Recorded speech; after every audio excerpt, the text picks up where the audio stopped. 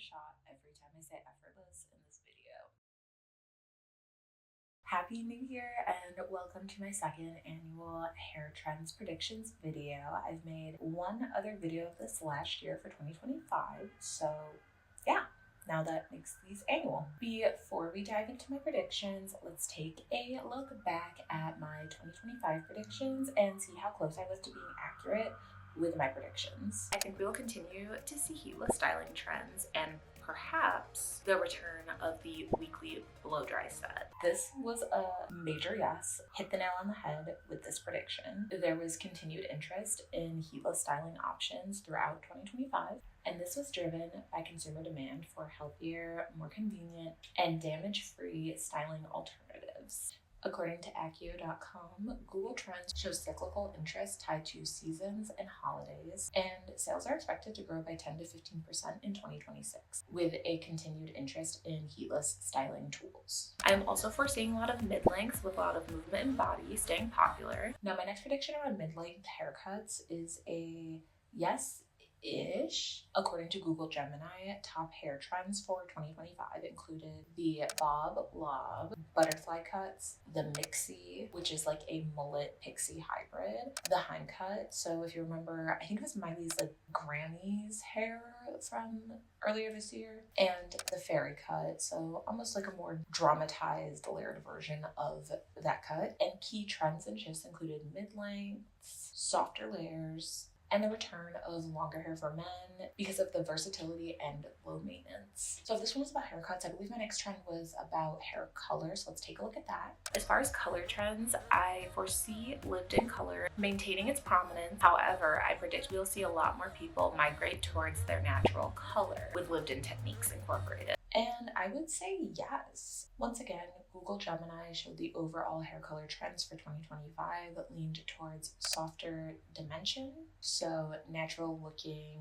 low contrast color shifts that still gave the hair movement and light reflection, but was a lot more, cohesive to a natural hair color, as well as low maintenance luxury. So these were like techniques like balayage and foliage that would provide a diffused, highlighted look to the hair without extensive maintenance being required, so your hair could look really nice and luxurious and expensive without actually being expensive and requiring a lot of upkeep. Knock that one out of the park. And then my next prediction was about hair extensions, and surprisingly, or maybe not that surprisingly, I was actually really correct with this. I think we'll also continue to see the popularity of K-tip extensions grow. I think these are going to continue to grow in popularity due to their low maintenance wear, and honestly, I think finally the chemical-free color option that they allow is going to also grow in popularity. The K-tip extension market in 2025 grew to be the third most popular extension type after clip-ins and tape-ins. Stylists and industry experts noted a strong trend towards K-tips in 2025 because they offer lightweight, seamless,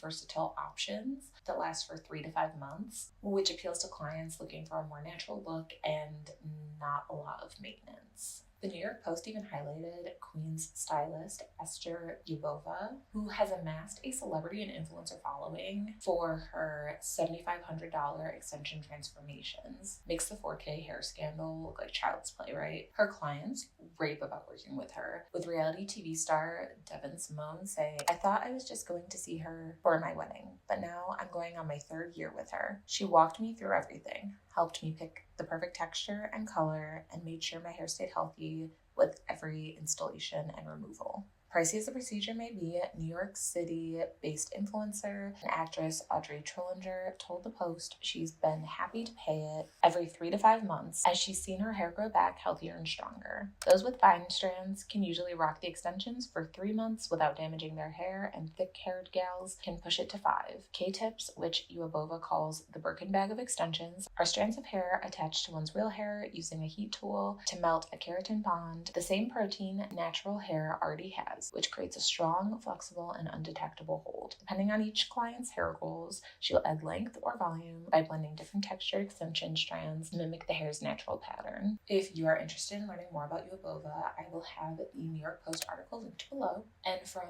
one extension stylist to another, I tip my hat and say, keep doing what you're doing. You are killing it. Now, my next prediction, I don't really remember what it was. So let's take a look. But I think that perms for women will be making a comeback in 2025, specifically the spiral perm. We've seen it for the last couple years with the broccoli boys. If you know, you know. I think that combined with the cultural impacts of Charlie XCX and Chaperone in 2024 will influence more women to migrate towards a curly look. This one I wasn't even really close on. Industry reports did show growth in perms, but it wasn't as substantial as I thought it would be. So kind of missed the mark with that one.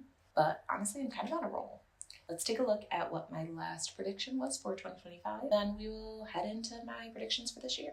I think we're going to see that with a lot of style and cultural impact from the Olsen twins. They've always obviously been around in fashion, but I really think that especially like more Gen Zs and older Gen Alphas will grab onto the whole like messy, natural smoky, like I've been out all night vibe, that grungy, almost clean girl grunge, if that makes any sense. I think that is going to be the essence of at least one of the micro trends as we move into 2025. Okay, so this one was another kind of, because we saw the rise of like the wolf cut, the Bixie, these haircuts that added a little bit more of an edge to an everyday haircut, but it was so like effortless looking and cool. We also saw a return of like longer layered styles, which again would give you like this effortless laid back look.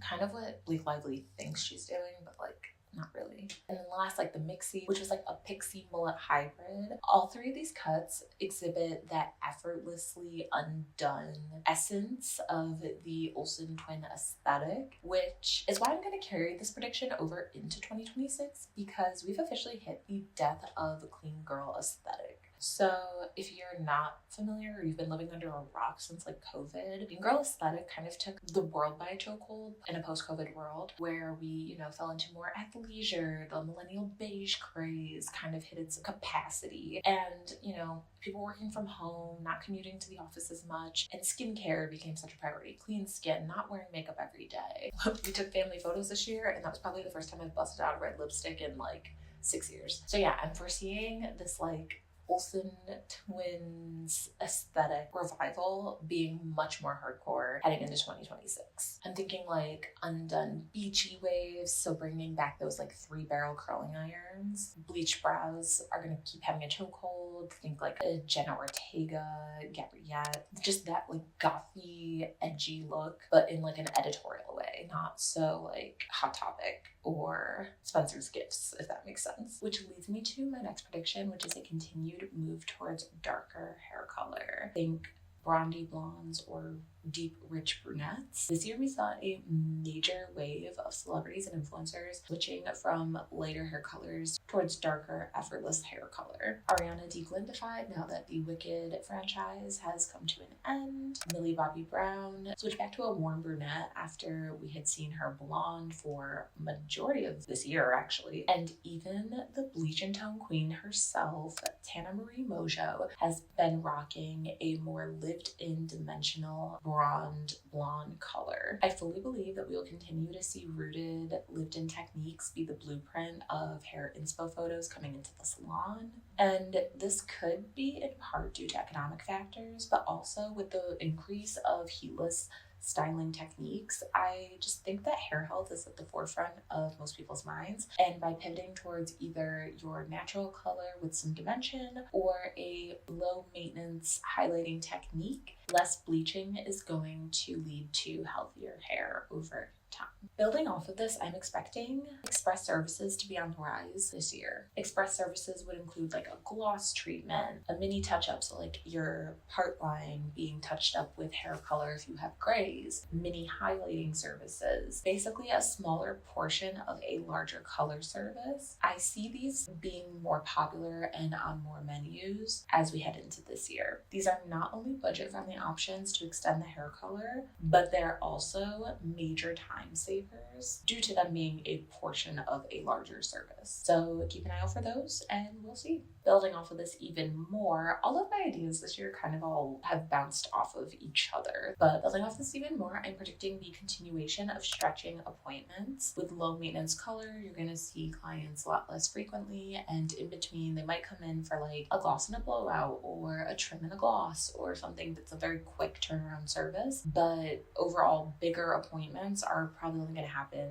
2 to 3 times a year. And I fully believe that adapting express service options is going to impact this trend. My next prediction is solution-based extensions. So what I mean by this is we're going to see an influx of inquiries in regard to extensions for volume or to address like hair loss, hair thinning, more targeted hair concerns, as opposed to getting extensions for the sake of having extensions. Like goodbye are the days of the Mormon hair, getting the longest 26-inch extensions possible just because. I don't think those are going to be as popular. I think obviously people will still get them, but the trend with extensions is definitely going to lean more towards solution targeted extensions. I'm definitely seeing more volume installs. I'm definitely seeing more toppers being in demand based on studies, research, and conversation coming out around hair loss that have continued to come up time and time again in 2025.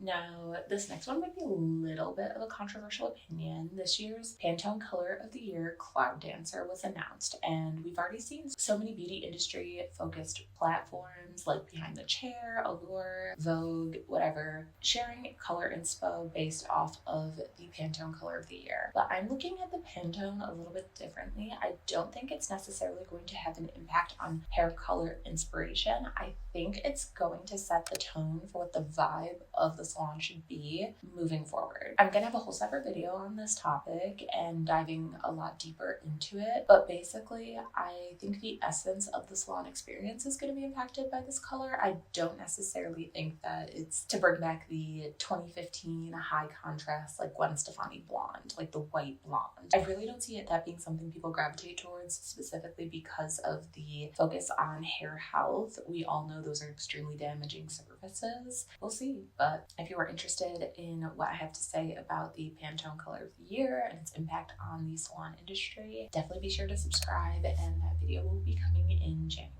My last prediction is that AI photos are going to become the standard of inspo photos for clients. If you scrolled on Pinterest at all this year, you've noticed an influx of AI generated inspo photos when you look up a hair color, a hair trend. Few and far between are you seeing actual stylists work anymore, and I don't expect that to become any less heading into 2026. However, I think our approach to these photos is going to be kind of twofold as stylists. I believe 2 out of 3 inspo photos that come into the salon are going to be these AI generated photos. And if you're a stylist as well, like that is annoying, but I do see it as an opportunity for us to not only have better consultations and get to the root, see what I did there, of what our clients want, but also an opportunity to up our game as far as what hair photos we share of our own work, so that clients are just bringing us our own hair photos as the inspiration instead of AI. But AI is inevitable. It's not worth trying to fight it. It's just how can you work with it in the world that we live in now.